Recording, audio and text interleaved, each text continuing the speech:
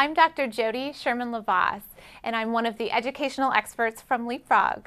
I'm here to talk to you today about how to find the best content for your children. We know that how well children do before they start school is actually highly predictive of how well they'll do later on. And almost half of all kindergarten children in this country are arriving underprepared. So finding the best educational experiences for your kids is really important. So we have some tips for you. The first is look for content that has been designed or approved by an educational expert. That way the skills are going to be the ones that your child needs to learn, and they're going to be taught in the way that's appropriate for your child. The second tip is to look for games and apps that are fun and interactive. We know that kids learn best through play, when they're having fun and when they're engaged in the learning process, as opposed to passively observing it. The third tip is to really consider those age bands and find content that's age appropriate. If the content's too old or advanced for your child might become frustrated. If the content is too easy, your child might get bored.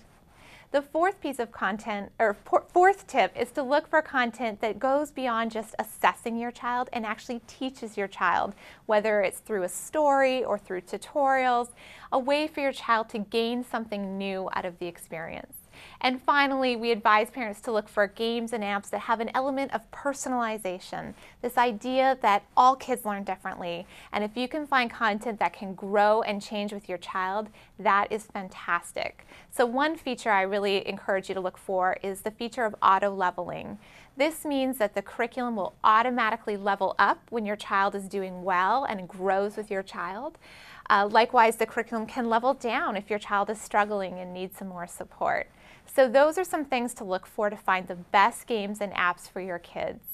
You also want to make sure that you are avoiding the bad stuff. There are tens of thousands of apps out there now that claim to be educational. And so one of our jobs as parents and caregivers is to weed through all of that clutter and find what's best. So as you're looking for apps, make sure that your games and apps are COPPA compliant. That means that there's not going to be any privacy issues with your child's information.